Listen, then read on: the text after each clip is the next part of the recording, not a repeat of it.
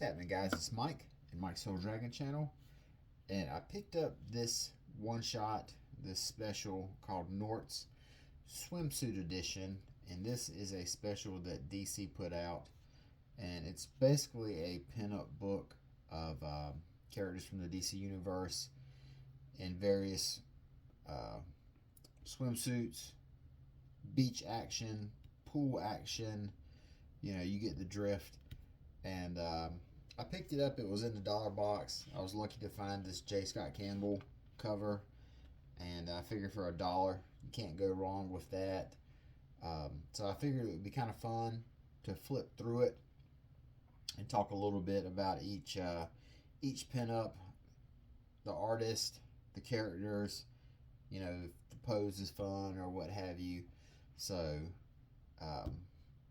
we've got J. Scott Campbell, Batman, Catwoman, right here on the cover. Just kind of laying out, getting some sun. J. Scott Campbell is someone who I have a great fondness for.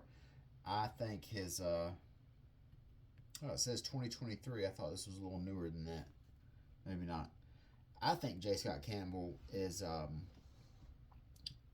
incredibly successful artist. I think he has a really great business model. He is someone who has been working in comic books since I think he started Danger Girl in the late 90s. I think that was like 98, 99, something like that. And here it is, 2025, and he's still cranking out work. He's drifted from putting out books to now he does a lot of covers,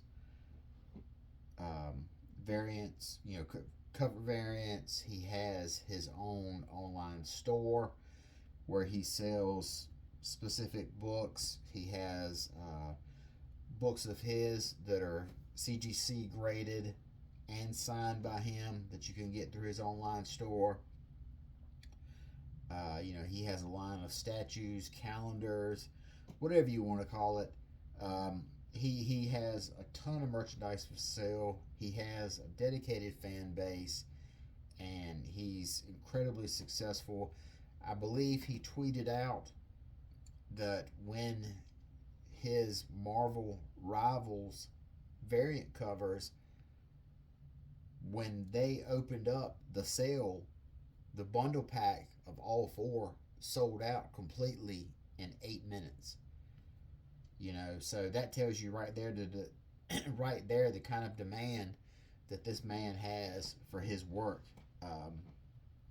And to me, he's cracked he's cracked the code. He's found his fan base. He's found his niche, and he's playing the game successfully. And you can't, he is not just an artist, he is a brand. And you hear about a lot of other artists struggling. I think if you have the opportunity, if you are someone who is in the comic book industry and you have the opportunity, the J. Scott Campbell business model is really what you want to try and emulate. It does not necessarily have to be, cheesecake, sexy women, beefcake dudes. It could be horror. It could be, gore, fantasy, eroticism, whatever you succeed at, whatever your style of artwork is, find who your fan base is and market to them and make yourself available. And you don't want to just be someone that is a flavor of the month cover person or flavor of the month interior person, and then in 1 year, 2 years, 3 years, you're out of comic books because the money doesn't come in enough to support, support you, your bills, your home, your life, etc. Find your fan base, cater to them. J. Scott Campbell is doing it, and a lot of people poo-poo him for I always get shouted down when I bring up the J. Scott Campbell business model and how I think it's so successful. People say, well, he just has a gooner army of fans. That's all they are.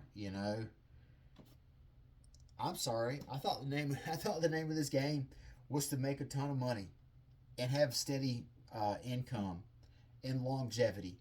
I didn't know that different types of fan bases were frowned upon. I think that's just absurd. Um, if you're a horror guy, there's a ton of horror fans out there. Find your niche, find your tribe that is into what you're doing, and market yourself to them. Have a strong social media presence. Keep coming out with new stuff. People like it, they will find you. But enough of me soapboxing and talking about how I think J. Scott Campbell has the most successful business model in comics. But we'll go ahead and turn this thing open and get started. And right here on the opening, we have a Wonder Woman pinup. This is from Wonder Woman number 760 by W. Scott Forbes. Kind of classy. Poison Ivy number 13. Art by Sweeney Boo. So they're putting the covers, or the little pinups here, are also the variant covers. Now, it also has a story in here, but the story is I didn't bother thumbing through the story. Looks like it's just a couple of the various DC female heroes going after the Penguin. So, kind of a bare bones, slapped together story. And at the end, it's by Julie Benson and Shauna Benson, with art by Megan Hetrick. Baywatch, with a spelling of Bay, B-A-E instead of B-A-Y. So then you've got a Derek Chew cover right here for Nubia. Mikhail Janin, Batman, and Selena playing beach ball or whatever. Now this is an Art Germ cover right here, and Superman. You see him? He's in his Speedo right here. He's got the underwear on this time, but he doesn't have the tights on. Which people always say that if Superman's costume, he should have the underwear on top of the tights. But right here, he has the underwear on, but no tights. And then you got Supergirl here taking a selfie. That's fun. And then we have a Nightwing cover by Nicholas Scott. If there was anybody who was the eye candy of the DC universe, it's Nightwing. He is. Everyone talks about how big his butt is, and you can see right here he's got a lot of cheek showing. His short shorts don't cover up his butt. That's his trademark. Outside of him being an acrobat, is his butt. Also, his abs look insane right here. His abs and his obliques. Holy beans. You can tell he works out. And then you've got a Harley Quinn shot of her at the beach. And she's got the hyenas here. I bet you these hyenas are cooking in that heat. This was a fun one right here. You've got Superman and Batman playing, looks like water tennis, while you have John and Damian having a water gun fight. Actually, the water gun fight looks very one-sided considering Damian's double fisting here. And then Crypto's floating right here in his dog bed. I like that. You have a Frank Cho, Harley Quinn. Her inner tubes drifted out too far in the ocean. This is a cool double page shot. I like this. You've got John Henry Irons' daughter, Supergirl, Connor, Connell, whatever it is nowadays, and then PG Power Girl right here. Like all four of them laying out getting sun. Oh, look at this. And then Supergirl using the ice breath on Connor, giving him the cold shoulder. Yeah, Aquaman number 5 right here, looking very, very Jason Momoa-esque. This must have been from when the time when they were, when the Aquaman movie was out, and his appearance in the book really reflected Jason Momoa. We have a Catwoman here by Jeff Deckel, and it's a very, it's kind of a very subdued swimsuit type deal. It actually doesn't even look like she's at the. She doesn't look like she's at the beach. She looks like she's at the pool. And then here's a sofa, and there's all these umbrellas here. So she's probably at like the hotel or something like that. And then we've got Underwater Batman. This seems like Underwater Batman would be like a figure that you would get. They would have Underwater Batman, Arctic Action Batman, Fire Suppression Batman, something like that. Oh, he's getting shot at. These are bullets coming down here, and this water's all the bubbles. Then you have a little centerfold for Nort, who, if you don't know who he is a Green Lantern who looks like a dog, and he's commonly known as the most incompetent Green Lantern. In fact, he only got a ring because his uncle or his granddad or somebody like that had some dirt on somebody and basically said, put my nephew into the Corps. So he's basically a joke character. In fact, I don't even know if he's around anymore. This is a really nice Jen Bartel Poison Ivy pullout. You got all these little Audrey style plants right here.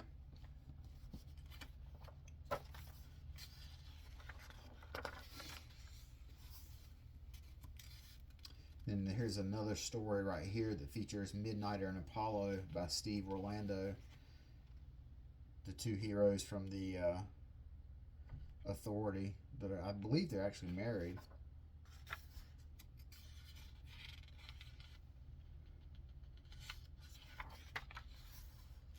So these two, Apollo and Midnighter, are a couple, but also a couple is these two, Monsieur Mala, or Mala, ever how it is, and the Brain right here. These two are actually a couple.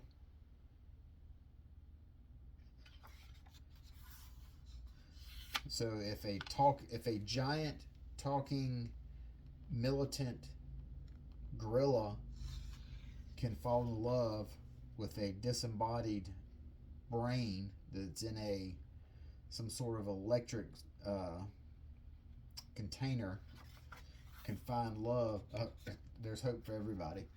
At last, you're so close, my love. We are so close.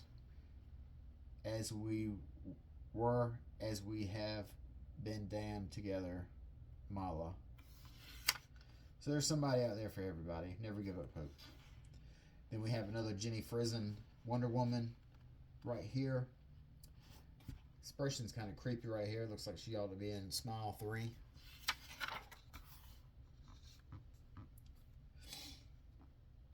Deathstroke. Basically, looks like he's feeding some mob guys to a shark right here. This doesn't seem to be a very enjoyable beach time cover for them. We have another Harley Quinn. This looks like she's riding a boat of a can of radioactive waste. This is super weird. And you can see all the fish right here dead from the swimming in the toxic waste. That's an unusual choice. Black Adam lounging in his jacuzzi. Another Batman and Superman. Kind of casual wear right here by Babs Tarr. Here's an Amanda Connor one. This is the cover from one of the DC one-shots. DC's Beach Blanket Bad Guys Summer Special. This is Amanda Connor cover, Giganta. Looks like Cheetah and Livewire. I think that's Livewire or LimeWire, whichever one it is. And you got Joker and Harley Quinn right here laying on a beach towel. Then we've got Allard's Wonder Woman, Wonder Family. Everyone going for a surf. A Beast Boy by Francis Manipool. And this is from the cover of another one of those seasonal one-shots. So you got Crypto and Bat Cow right here.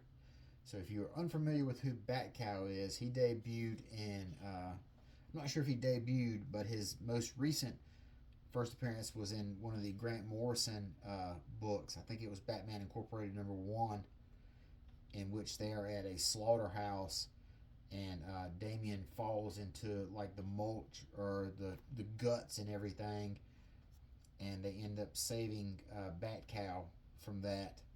So they find him there, and they end up bringing him back to the cave. They name him Bat Cow because obviously he has the logo on his forehead. I don't even know where he's at anymore. You've got a Dodson's cover right here of Catwoman. This looks really cool. She looks like she basically bum rushed this boat, knocked all three of these guys out, stealing some of the bubbly.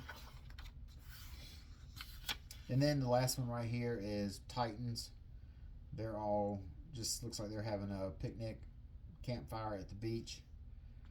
You've got Flash running a go route right here, and Cyborg throwing him the football. Garth and Raven are watching some movie or listening to some music or something.